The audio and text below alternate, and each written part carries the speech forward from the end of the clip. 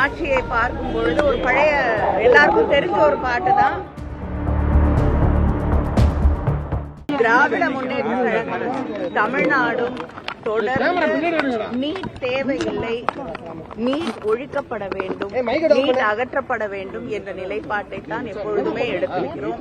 திராவிட முன்னேற்ற கழகம் ஆட்சி பொறுப்பில் இருந்த காலகட்டத்தில் நம்முடைய அன்றைய முதலமைச்சராக இருந்த தளபதி அவர்கள் சட்டமன்ற சட்டம் ஆனா என்னை முதல்ல கவர்னர் கையெழுத்து போட மறுத்தாங்க. இப்போ குடியரசுத் தலைவர்கிட்ட அது கையெழுத்து போடாமல் இன்றும் நிலுவையிலே இருக்கிறது. இதை எதிர்த்து உச்ச நீதிமன்றத்தில் திராவிட முன்னேற்ற கழகம் நாடி இருக்கக்கூடிய நிலையிலே இன்னைக்கு நீட்டுக்கு எதிராக நீட்ல இருக்கக்கூடிய பிரச்சனைகளுக்காக நாடு முழுவதும் இருக்கக்கூடிய மாணவர்கள் போராடி கொண்டிருக்கிறார்கள்.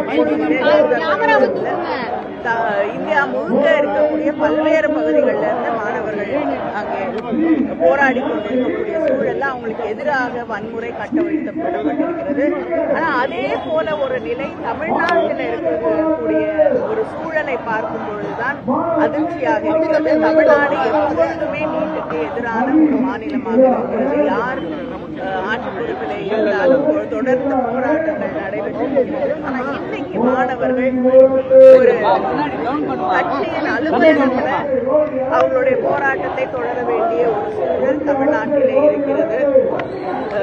மற்ற இடங்களில் போராடிய மாணவர்களுக்கு எதிராக காவல்துறை கட்டவிழ்த்து விடப்பட்டது நாம் கண்கூடாக பார்த்தோம். ஏன் தமிழ்நாட்டில் இப்படிப்பட்ட ஒரு நிலைன்னு அமைச்சர்கள் சொல்றாங்க. அறவழியில போராட்டம் நடத்தினா அனுமதிக்க போறோம், அறுவழியில நடத்துறது இல்ல. இவங்க சாலைகள் போராட்டம் நடத்தக்கூடிய இடம் இல்லைன்னு சொல்லி அமைச்சர் ராஜ்மோகன் சொல்றாரு. இது எப்படி பாக்குறீங்க? மாணவர்களுடைய போராட்டம் அறவழியில இங்க இருக்கக்கூடிய போராட்டமாக இருந்தாலும், அது டெல்லியில நடக்கிற போராட்டமாக இருந்தாலும் மாணவர்கள் அறவழியில தான் போராடி கொண்டிருக்கிறார்கள். ஆனா அரசாங்கங்கள் தான், அது ஒன்றிய அரசாக இருந்தாலும் நம்முடைய மாநில தமிழ்நாடு அரசாக இருந்தாலும் அவர்கள் அறவழியிலே செயல்படவில்லை. முதலமைச்சர் பேசவே இல்லை. முதலமைச்சர் போராட்டத்துக்கு செவி சாய்க்கும் நினைக்கிறீங்களா? இல்லைங்க, இதுவரைக்கும் ஒன்றிய அரசாங்கம் மாணவர்களை அழைத்து பேச தயாராக இல்லை. நேற்று அவங்க சொன்ன இடத்துக்கு போய் அவங்க சந்திச்சு பேசியிருக்காங்க. கிட்டத்தட்ட 2 அவங்க வைத்த 3 கோரிக்கைகளிலே 2 ஏற்றுக்கொண்டிருக்கிறார்கள். நிச்சயமாக மாணவர்கள் போராட்டம் 3வது கோரிக்கையையும் அவங்கள ஏத்துக்க வைக்கும் என்று நிலைப்பாடு சொல்லிட்டு மௌனமே சாதிச்சுட்டு இருக்காரு, பேசல.